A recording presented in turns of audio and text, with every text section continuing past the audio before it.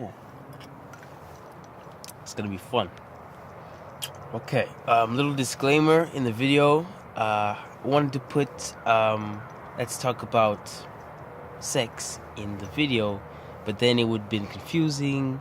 Thought I've been talking about just that, but no, I'm probably gonna just put let's talk about relationships, dating advice, sex before marriage, all of those kinds of things, and really just explaining to you all of my experience from the Bible. Yes, I'm actually gonna start with the Bible and my life experience personally, and what I've learned from pretty much everyone else's experience with relationships, dating, and sex as it pertains to everybody. Okay, so let's get started. So talking about what it means to really date. A lot of people have suggested that it really should just be for marriage, in terms of person courts another person, they get married, boom, bada bing, that's how it's done. Well, in purpose, yes, that's what it's for, but in general, you can use dating as a tool to build yourself emotionally. Now, I'm not talking about hookups or anything like that. I ain't talking about one night stands or just lust in general. I want to start talking about why people date.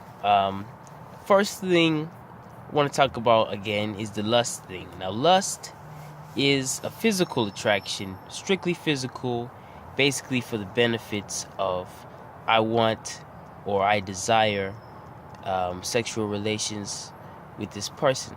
So where I go at that as lust is not your typical type of I want to date you type thing. It's just why I want to hook up. All those quick things doesn't take much effort. Anyone can basically, have sexual relations with a person.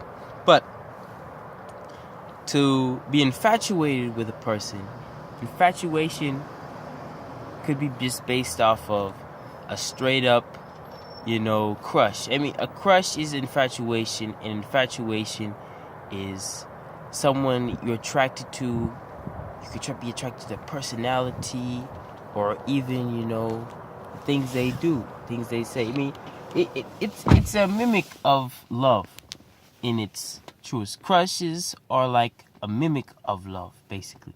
So that's at another level. But then you get to a bigger level of actual love, and you're talking about, not just about the bonds of marriage or about, long-term relationships, but we're talking even about the actual kind of love that God gives. Now, we can compare the type of infatuation with even lust, but we can't compare lust with in its own right with actual love. So looking at it from that perspective, you can say that once you're in love with the person truly, you have no actual intention of hurting somebody. Does that make sense? Alright, it's going to take a little bit of time. But when we get to dating is more of a specific purpose to get to know somebody, so you can be their boyfriend or girlfriend, so you can get somebody to be your boyfriend or girlfriend. So basically, you're trying to date this person because you need companionship and you need even that emotional understanding. A relationship provides that gateway to that in a sense. So basically, you can get a companion from dating, but that does not mean you would be attracted to the person if you're just dating them. Because in general, in basis, you have it where you are infatuated with somebody and it's a crush again, and the feelings aren't reciprocated and you can't date them. But I'm saying if you're actively searching for somebody to date, you have to have what's called standards. Now, standards are something that provides you with a tool to use to determine what type of partner that you want. Now, you need to have these standards based off of who you are as a person. Now, you have to first know yourself. You have to know what you're about. If you have a religion that supports, I don't know, not having sex before marriage, which I'm going to get into that, then you might want to have a partner who's probably into the same thing, like-minded, or even if, you find yourself in crossroads with all that, dating provides you with an opportunity to meet people like yourself. But if you are infatuated with a person, some of that stuff isn't even in your control, because you can like somebody who likes something completely different from you, completely different religion, all that. Infatuation is completely different from just straight out dating. If you're dating, you must have standards. If you are dating, you must have boundaries. If you have an infatuation type thing, you must look into yourself and find out what are the differences between us? What would stop me from, talking to this person? Or what would stop us from really getting to know each other a little bit better? So infatuation is one of the unexpected parts of a relationship. So dating, when you have to go to that match.com or you have to see somebody, you're really looking for a partner. But infatuation could really just start out of the blue. So those differences in finding a relationship will decide, really what you want for the rest of your life. So talking about this, marriage is a part of it, but you also want to have that experience to getting to know somebody, to tolerate somebody's different opinions or different emotions. And you need to actually not let it control you, but you need to get to a point where it doesn't control you, where you know yourself enough. And really, before you get into a relationship with anybody, you have to know yourself enough to not really do something that you don't want to do, or even hurt somebody that you had no intention of hurting.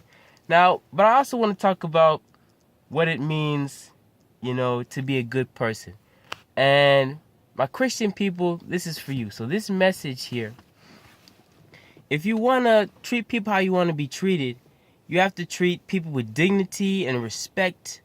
And even if they don't feel that way of themselves, if they don't respect themselves enough to not treat themselves a certain way, then you still have to show them dignity and respect. And that's being a good Christian. But it's also being a good person in general.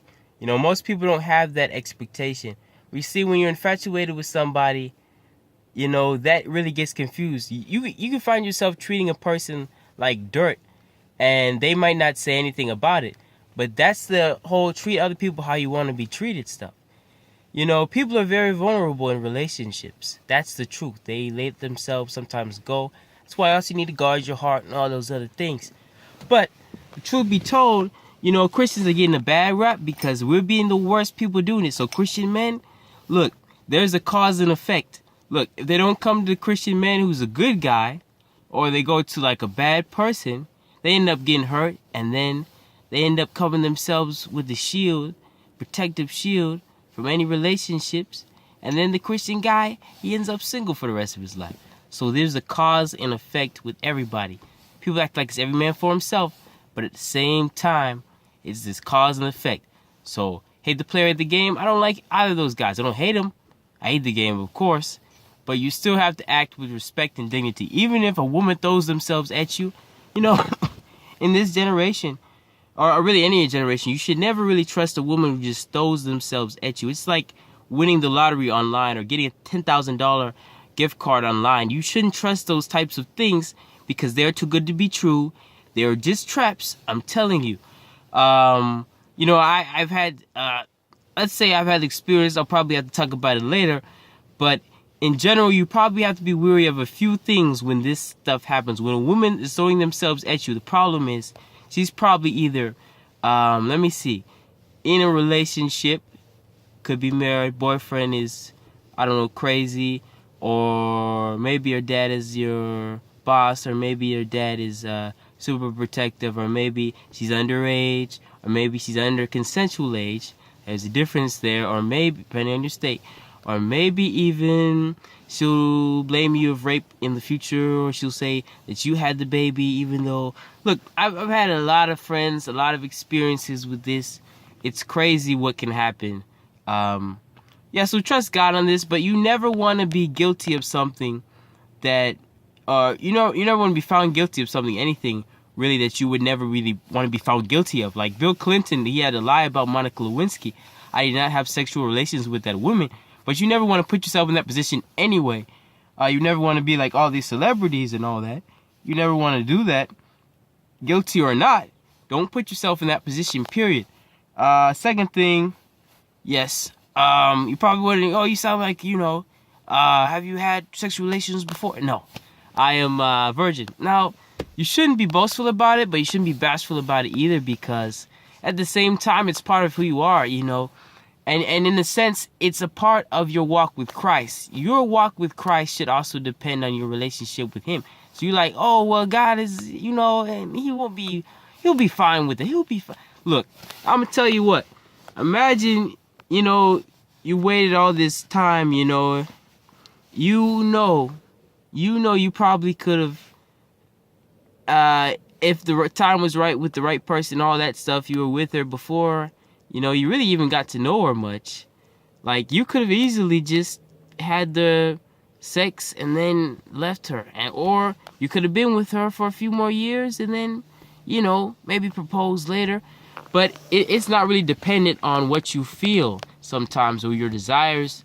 Because at the same time, the Lord might be preparing for you a woman who is, going through a lot of emotional troubles.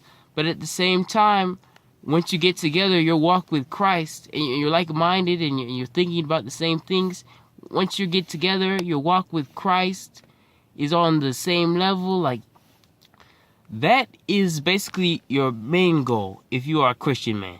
If you're not a Christian man, first of all, get someone who doesn't treat you basically like you don't deserve to live. Like you don't have to go through with that.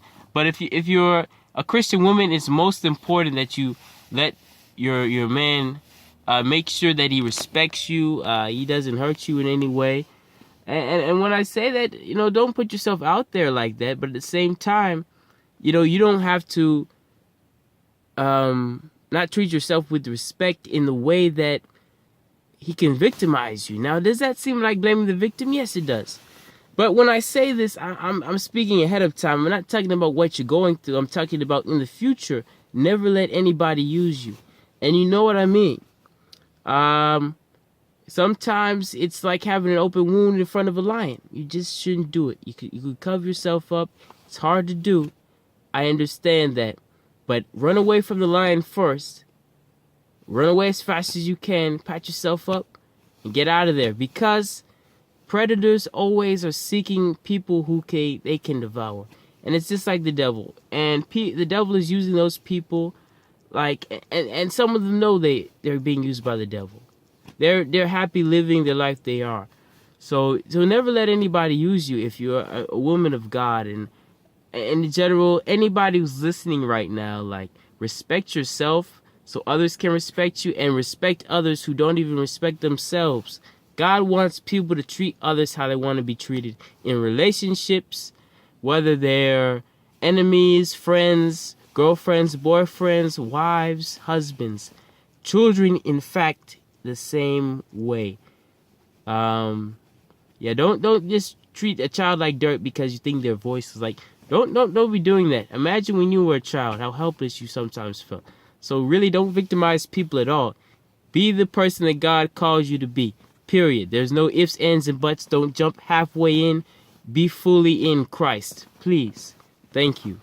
Peace. Happy Valentine's Day.